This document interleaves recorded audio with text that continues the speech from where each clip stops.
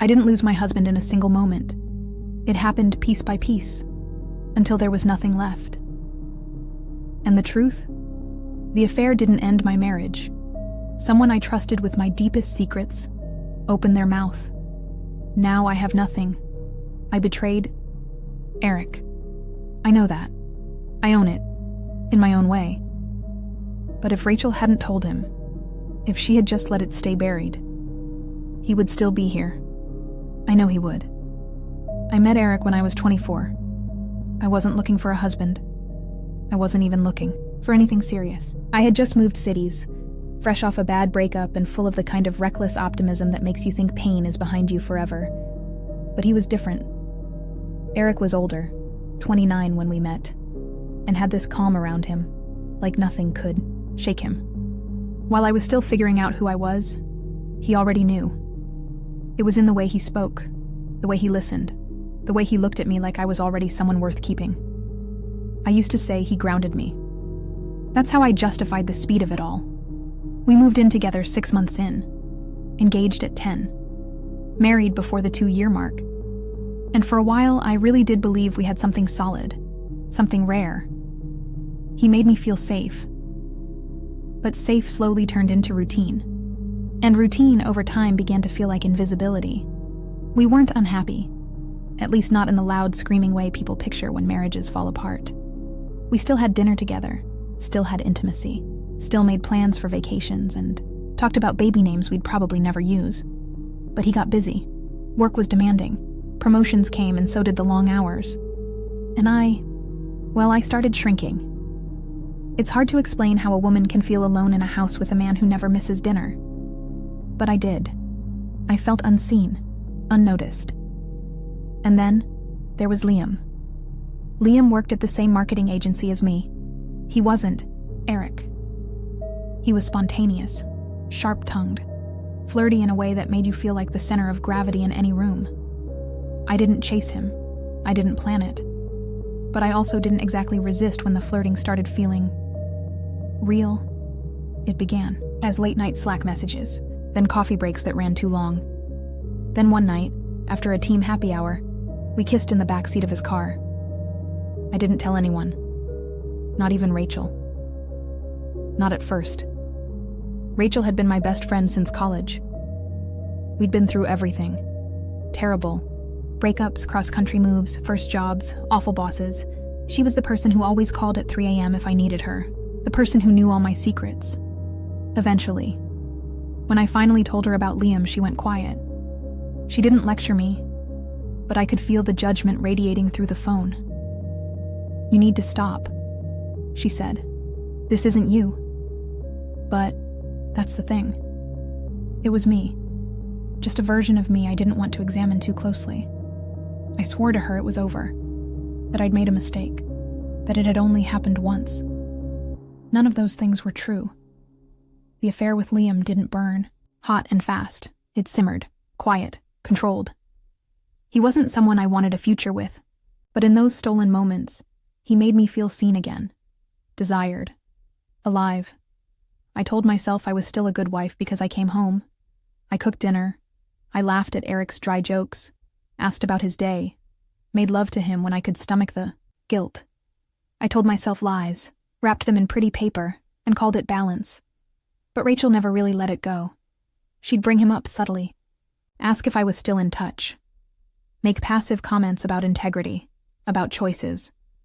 I could feel her disapproval gnawing at the edges of our friendship. But I didn't think she'd ever say anything. God, I wish I had been right. The night it all fell apart, I came home to silence. Not the usual kind. The kind you feel before a storm. Eric was sitting at the kitchen table, his phone in front of him, a glass of untouched whiskey beside it. He looked up at me with an expression I'd never seen before. Not anger, not sadness, just stillness. "Is there anything you want to tell me?"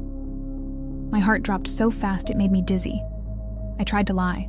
I tried to act confused, but the more I spoke, the more I realized how pointless it was. He knew, and not just a vague suspicion. He knew everything. He knew Liam's name. He knew the dates. He knew where we'd go when we said we were working late. He had details only. One person could have given him, Rachel. At first, I didn't believe it. I thought maybe Liam had told someone who told someone else. But when Eric finally said it, it was like the air left my body. Rachel told me. I remember sitting down. Not because I wanted to, because my knees gave out, she told him. My best friend told my husband. I wanted to scream, to call her and demand why, to ask how she could betray me like that. She had no right. It wasn't her marriage. It wasn't her secret to expose. Eric left that night. He didn't yell. He didn't throw anything. He just stood up, grabbed a duffel bag he must have packed hours earlier, and walked out the door. I stood there, barefoot on the cold tile, too stunned to cry. We've spoken only once since then. Through lawyers. He filed for divorce 3 days later. I want to be clear. I regret what I did. Not just because I got caught. Not just because I lost Eric. But because I know I hurt him. I watch the man I love unravel in silence, and I can't. Take that back. But here's the part that keeps me up at night. If Rachel had just kept quiet, if she had minded her own business, he wouldn't have found out. We'd still be together. I would have ended it eventually. I would have done the right thing, in time. She forced his hand. She didn't give us a chance to fix it. And now, everything's gone. So yes, I regret what I did. But I regret trusting her more. I didn't call Rachel for 3 days after Eric left. Not because I didn't want to, but because I didn't know what I would say if she picked up. I paced the house like a ghost. His toothbrush was gone. His slippers by the bed, gone. Half the closet, empty. It's strange how fast a person can disappear, even after years of filling every corner of your life. I barely ate, barely slept, and still, I didn't call her, because part of me was afraid that if I heard her voice, I'd say something I couldn't take back.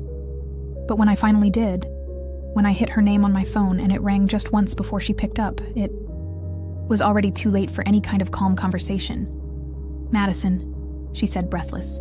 I've been waiting for you to... You told him. There was silence, not even breathing, and then she said, I had to, like there was no other choice. We fought. I said things I meant and things I didn't. She tried to explain, said she watched me spiral for months and couldn't just stand by, that she watched me hurt him with lie after lie and couldn't live with herself if she kept protecting it. I asked her if that made her feel righteous, if she felt noble, breaking someone else's marriage and calling it bravery. She cried. I think that was the worst part, that she felt entitled to tears. You were my best friend, I said. I still am, she replied, voice cracking. No, you're not. And I hung up. In the weeks that followed, I tried to reach Eric. I wrote letters, I sent messages, I called once. He let it ring, then blocked my number. I even went to his sister's place, thinking maybe if I could talk to someone close to him, someone who remembered who we were before all of this, they could talk to him. But she shut the door in my face before I could even finish my sentence. I didn't just lose my husband. I lost everything around him too. His family, his friends, the life we'd built over 7 years. And somehow, everyone seemed to think I deserved it. I kept thinking back to the night it all started. The night I kissed Liam in the backseat of his car, parked behind some rundown pub like 2 teenagers hiding from the world. I remember the electricity, the rush, but mostly, I remember the silence after it happened. How I sat there, breathless, heart pounding, and thought, what the hell did I just do? I should have stopped. I should have walked away. But Liam made me feel something I hadn't felt in years, wanted. Not just in a passive, you're my wife way, but actively wanted, and I kept chasing that high, even as it poisoned everything else. The truth is, I was lonely. It's not an excuse. I know that. But it's also not nothing. Eric had stopped seeing me a long time before I ever looked anywhere else. He didn't do it on purpose. I think he thought he was being a good husband, working hard, saving for our future, being consistent. And maybe that should have been enough. But it wasn't. And instead of saying that out loud, I buried it. I let the loneliness fester until it found its way out in the form of someone else's attention. I'm not proud of it, but I also don't think that means I deserve to be destroyed for it. That's what Rachel doesn't understand. She told herself she was doing the right thing, that exposing the truth was somehow noble. But she wasn't in our marriage. She didn't know the quiet, the distance, the slow erosion. She only saw the sin, not the 1,000 quiet hurts that came before it. She didn't save anyone. She detonated the only thing I was still trying to hold together. A month after the divorce, papers arrived. I saw her again. It wasn't planned. I was walking out of a cafe near my apartment, and she was across the street, fumbling with a tote bag and a coffee. Our eyes met before I could turn away. She crossed toward me without hesitation. "Madison," she said, cautious. "Can we just talk for a second?" I didn't respond. I just stared at her. She looked thinner, tired, like maybe she hadn't been sleeping much either. I just wanted to say, I never wanted this. I didn't want to hurt you, but I couldn't watch you keep doing it. I laughed, not because it was funny, but because what else was I supposed to do? "You didn't. Just watch, Rachel. You told him. You made sure there was no going back. You already made sure of that," she said gently. I just stopped pretending it wasn't happening. For a moment, I saw her pain, the guilt. Maybe she really did think she was doing the right thing, but I couldn't forgive her. Because she didn't just tell the truth. She decided the consequences for me. She took away my chance to fix it my own way. Do I regret the affair? Yes. Would I take it back if I could? I think about that every single day. But if you're asking me if I forgive her, no. Because she made a choice too, and while everyone seems so eager to crucify me for mine, no one ever questions hers.